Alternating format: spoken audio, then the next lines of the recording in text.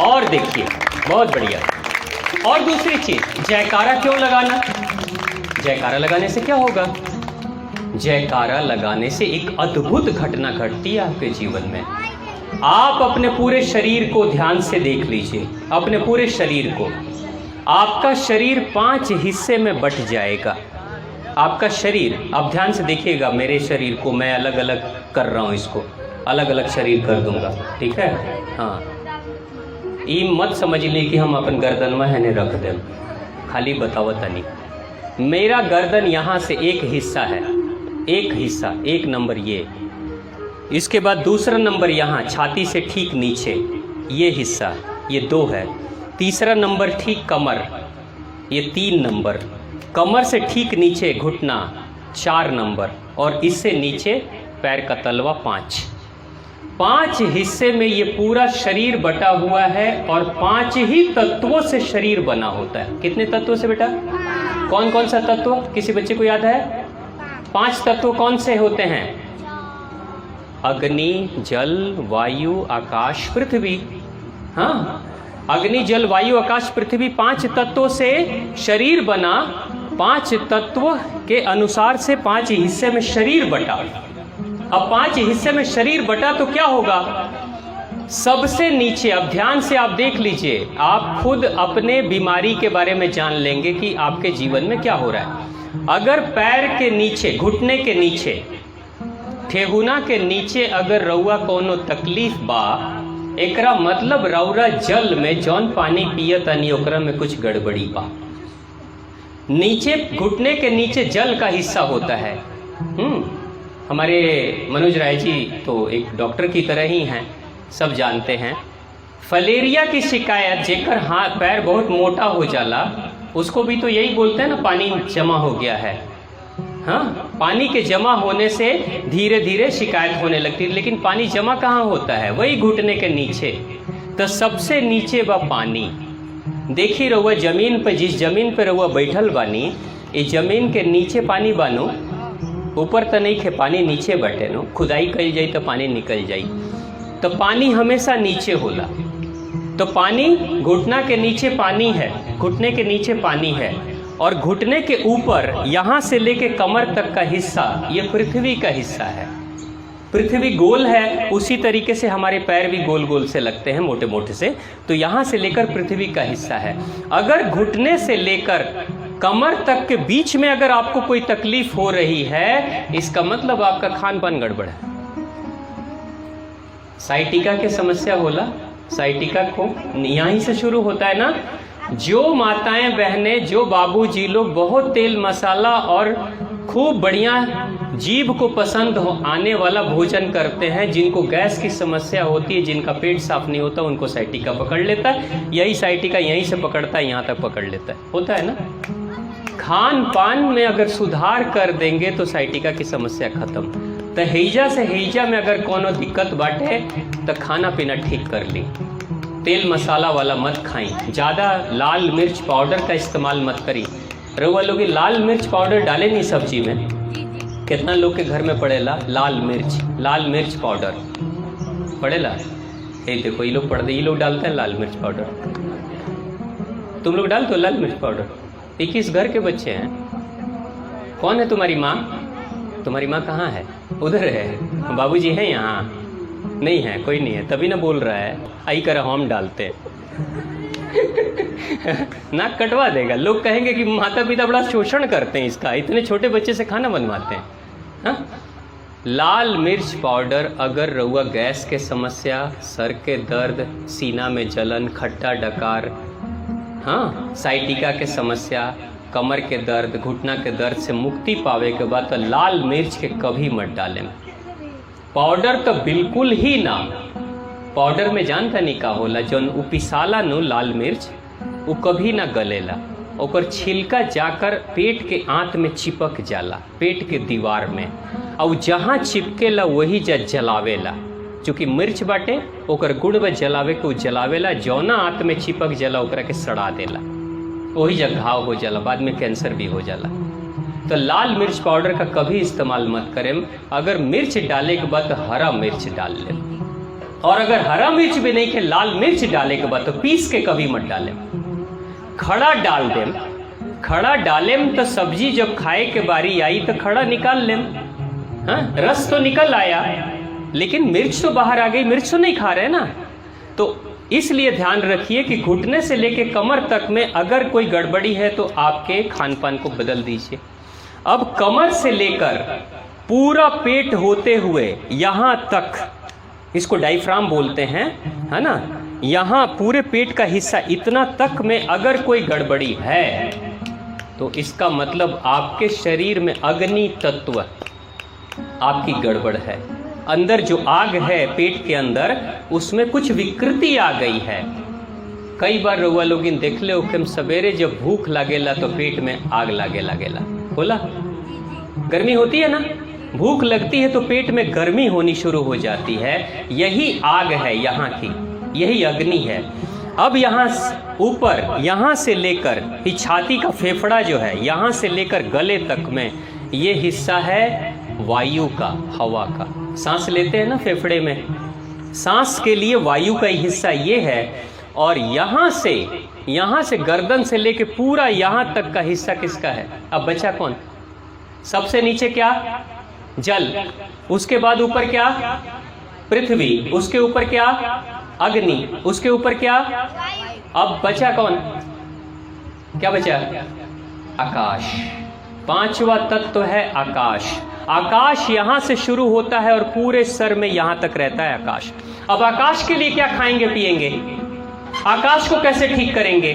मान लीजिए कि अगर फेफड़े में शिकायत है तो हम योग प्राणायाम करेंगे, सांस लेंगे छोड़ेंगे, कपालभाति अनुलोम विलोम करेंगे तो धीरे धीरे सांसों की समस्या ठीक हो जाएगी। हम फेफड़े को ठीक कर सकते हैं। अगर हमारे खान पान में गड़बड़ी है तो अच्छा खाना खाएंगे, बढ़िया एक्सरसाइज करेंगे तो गर्मी हमारी ठीक होगी। उसके बाद से धीरे धीरे पेट का हिस्सा ठीक हो जाएगा। जैसे जिन लोगों को चीनी की बीमारी होती है उनका पैंक्रियाज खराब होता है, यहीं पे पैंक्रियाज होता है, यही पैंक्रियाज होता है। पैंक्रियाज में गड़बड़ी अगर हो जाएगी तो चीनी की बीमारी शुरू हो जाएगी, तो वो भी यहाँ का हिस्सा है। इसलिए जो आदमी, अगर किसी को चीनी की बीमारी है, शुगर की समस्या है, तो एक नियम अपना लें। अगर आप बीमारी से छुटकारा पाना चाहते हैं, आप में से किसी को शुगर की समस्या है? यहाँ नहीं है ना? बहुत बढ़िया।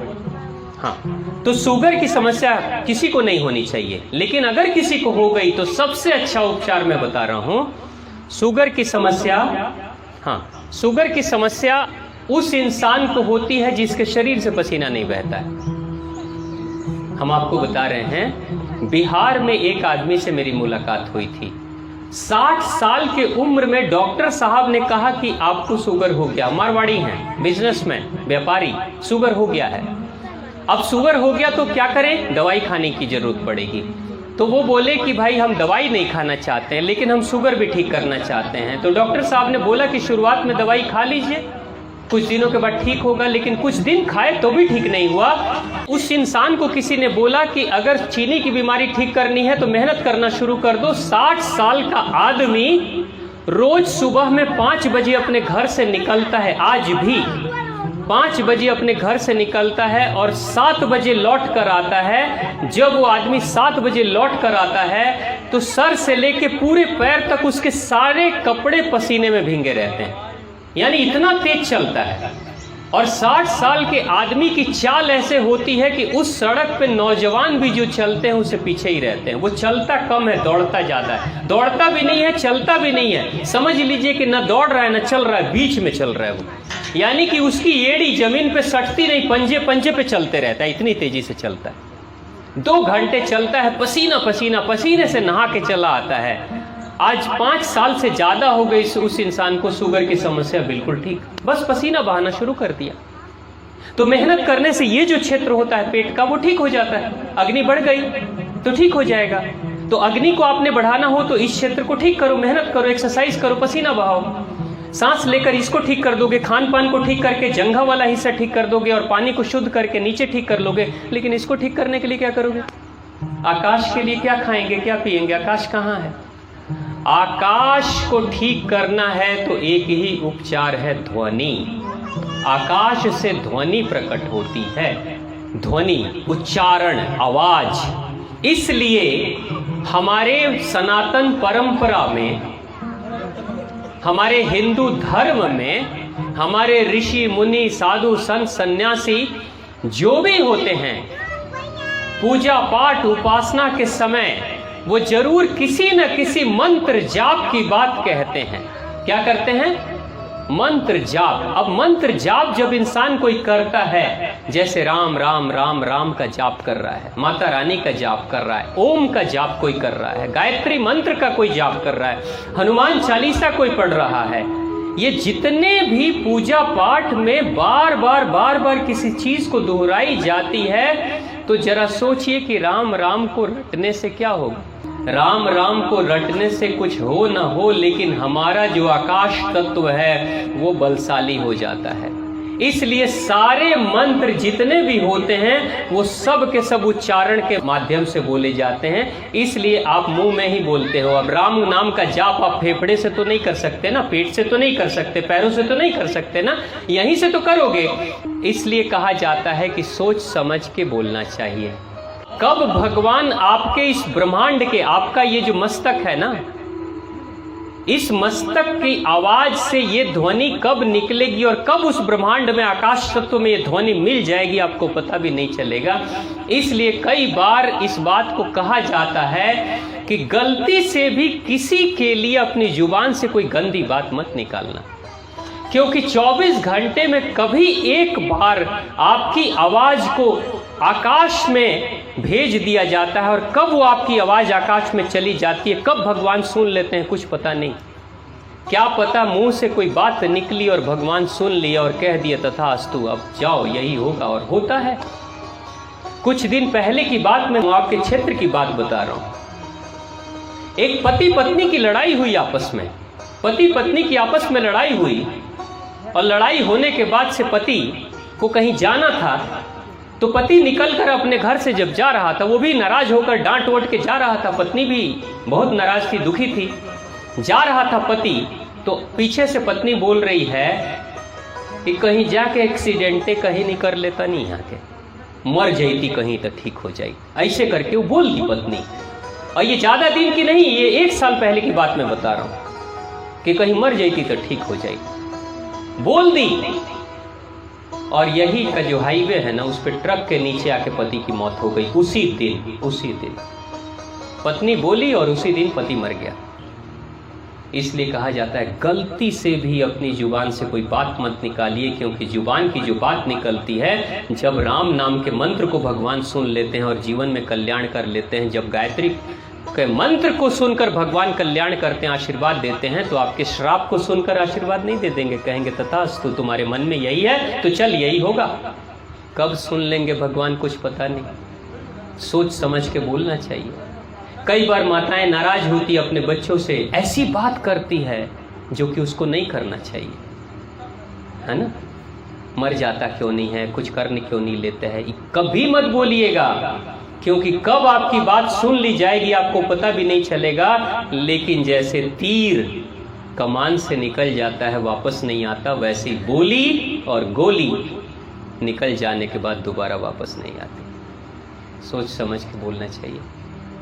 यही कारण है कि यहां से ऊपर इसको ठीक करने के लिए, अब कथा में होता क्या है, कथा में हम आपको पानी तो पिलाएंगे नहीं, बहुत प्यास लगेगी तो हो सकता है आयोजक आपको पानी दे देंगे, भोजन तो बैठा के कराएंगे नहीं, एक्सरसाइज तो कराएंगे नहीं, यहाँ पे योग प्राणायाम तो बैठ के करेंगे नहीं। तो जितने भी 4 तत्व हैं इसमें तो कुछ भी आप नहीं कर रहे हैं ना। तो आप कर क्या रहे हैं? 2 ही काम कर रहे हैं, एक तो ताली बजा रहे हैं, दूसरा जयकारा कर रहे हैं। ताली बजाकर 70,000 नस नाड़ियों को ठीक करके अग्नि तत्व को आपने बढ़ा दिया, और भगवान का जाप करके, उच्चारण करके, जयकारा करके आपने आकाश तत्व को ठीक कर दिया। दिमाग ठीक जिसका हो जाएगा वही गणपति गणेश होता है, क्योंकि भगवान गणपति गणेश दिमाग के देवता हैं, विवेक के देवता हैं। प्रेम से बोलिए भगवान गणपति गणेश की, महादेव भगवती की जय।